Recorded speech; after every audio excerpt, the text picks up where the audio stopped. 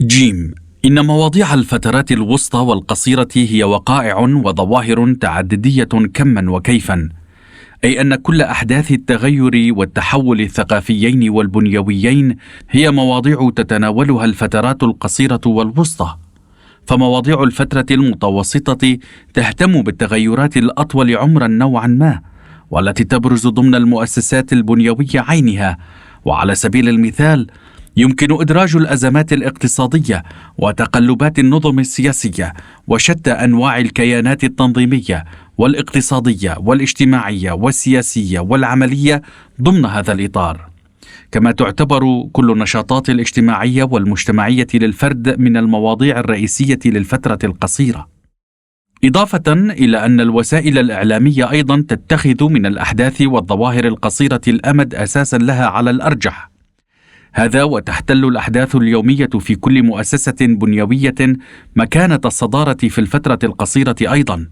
وباعتبار أن علم الاجتماع هذا معني أساسا بالوقائع المندرجة ضمن الفترة القصيرة، فقد يكون نعته بسوسيولوجيا أوغوست كومتي تسمية صائبة. بمعنى آخر، سيكون من الأنسب تسميته بالسوسيولوجيا الوضعية، مع عدم التغاضي عن انتقاداتها الأساسية. وبالفعل يجب أن يكون للسوسيولوجيا فرع معني بدراسة الوقائع والأحداث. ونخص بالذكر أن الوقائع تكون معينة وذات وزن في مرحلة الفوضى، وسيتحقق التكامل في حال دمج علم الاجتماع مع السوسيولوجيا الثقافية الأساسية والسوسيولوجيا البنيوية، ومع السوسيولوجيا الوضعية التي هي عبارة عن سرد وقائعي. فيما عدا ذلك، فكل الوقائع والكيانات الكونية بما فيها الأحداث الاجتماعية تحتاج الوسط الذي ننعته بالكوانتي والفوضوي، ذلك أن أوساط الكوانتم والفوضى هي أوساط خلق وتكوين، ووجودها مؤكد رغم عدم الغوص والتدقيق في أغوارها بعد. لذا فمن بين المواضيع الأساسية التي بدأت تجذب اهتمام العلوم هي كل الكيانات والتكوينات ذات الفترة الطويلة والمتوسطة والقصيرة، والتي تبقى محافظة على وجودها بفضل الوقائع الجارية في كل لحظة وفي الفواصل الزمنية القصيرة على حد سواء. هذا النوع من لحظة الخلق، والذي يمكننا تسميته بلحظة الكوانتم وفاصل الفوضى، لا يحتمل الإهمال بتاتا، واحتمال الحرية في الكون إنما يتحقق في هذه اللحظة. والحرية ذاتها متعلقة بلحظة الخلق تلك، ذلك أن كل البنى الموجودة في الطبيعة والمجتمع، ورغم اختلاف ماهيتها، هي بحاجة إلى لحظات الخلق، سواء على صعيد التكوين أو من حيث فترة حياتها وحفاظها على وجودها. إذن سيكون من الأنسب التفكير في إطلاق اسم على علم الاجتماع المعني بمواضيع الخلق في أقصر فترة من بين الفترات القصيرة على الصعيد الاجتماعي. وحسب اقتراحي الشخصي، فإن إطلاق تسمية سوسيولوجيا الحرية على علم الاجتماع المعني بلحظة الخلق في الوقائع الاجتماعية سيكون أمرا في محله.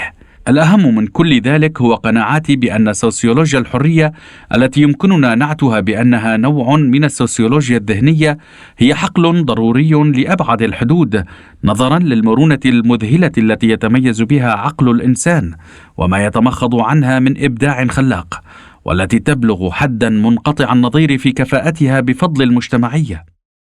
وربما كان البحث في فكر الحرية وإرادتها يحتل صدارة المواضيع المهمة، وبطبيعة الحال تتصدر سوسيولوجيا الحرية المواضيع السوسيولوجية التي يتعين تطويرها، باعتبار أنه للتطور الحاصل في لحظة الخلق جانب من الحرية، نظرا لكون هذه الفترات الأقصر من الفترات القصيرة، أي لحظة الكوانتم وفاصل الفوضى، التي يمكننا تسميتها أيضا بسوسيولوجيا الخلق، تحتوي الميدان الاجتماعي بالأكثر. علاوة على ذلك، من الضروري الحديث عن الفترة الفلكية من باب الفكر العام، ولو أن موضوعنا غير معني بها، حيث لا يزال الغموض يكتنف مواضيع هذه الفترة.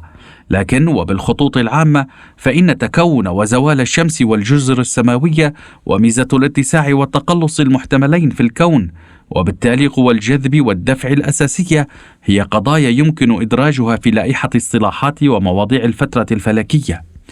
هذا وتأتي إشكالية عمر الكون في مقدمة المواضيع التي تنتظر النقاش.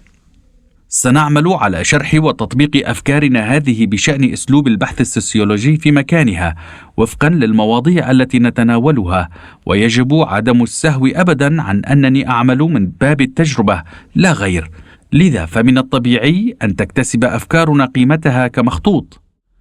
لو أعدنا البحث والتدقيق في التطورات الاجتماعية الحاصلة في الهلال الخصيب، ولكن بهذه الرؤية السوسيولوجية في هذه المرة، فسنلاحظ أن سوسيولوجيا الحرية قد شهدت خلال مرحلة الثورة النيوليتية القائمة في هذه المنطقة أغنى فواصل الفوضى وأكثرها عطاء في تاريخ المجتمعات. فمع ارتداد الجليد سريعا إلى قمم الجبال الشاهقة، شرعت المجموعات المتنقلة المقتاتة على القطف والقنص تتوجه نحو الحياة المستقرة وتميل إلى الاعتماد على الزراعة في معيشتها، وذلك بعد حل تكويناتها المجتمعية النابعة من تجاربها التي خاضتها في المراحل السابقة. إننا وجها لوجه أمام تخلي مجموعات الجلان المعمرة مئات الآلاف من السنين عن مكانها لبنى أوسع.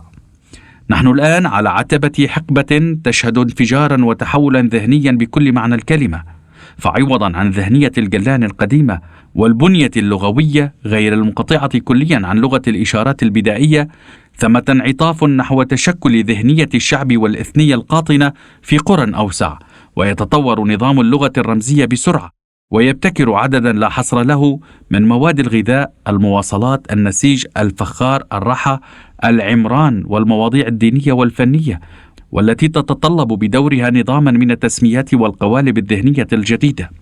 وبينما يعتمد المجتمع الجديد غالبا على حياة القرية، فإن أوصار الجلان تتحول إلى روابط إثنية. لا يمكن لهذه الأشكال الجديدة من البنى المادية أن تسير أو حتى تبدأ دون وجود إطار ذهني أغنى وأثمن معناه. يتجسد هذا التحول الذهني ولغته في رسوم الإلهة الأم كرمز للمجتمع النيوليتي، إلى جانب بقاء الطوطم كهوية للمجتمع الجلاني القديم. فبينما يضمحل عدد الأشكال الطوطمية، فإن الأوساط تكتظ برموز الإلهة الأم التي ترمز إلى اتساع نطاق دور المرأة الأم. هذا ما يشكل مرحلة أرقى دينيا، حيث تستجلب معها عددا كبيرا جدا من الاصطلاحات، وتبرز اللواحق المؤنثة في اللغة لدرجة ستصون فيها منزلتها الأولية في اللغة الرمزية فترة طويلة من الزمن. سنبرح اليوم نعثر على هذه الخاصية في العديد من اللغات، ومع بروز الإلهة الأم تشرع المجتمعية تلتحف بغطاء كثيف من القدسية، فالمجتمع الجديد يعني تماما مصطلحا جديدا وتسمية جديدة. من هنا فعلينا إدراج ما أسميناه بمرحلة الثورة الذهنية ضمن حقل سوسيولوجيا الحرية، نظرا لتطلبها الإبداع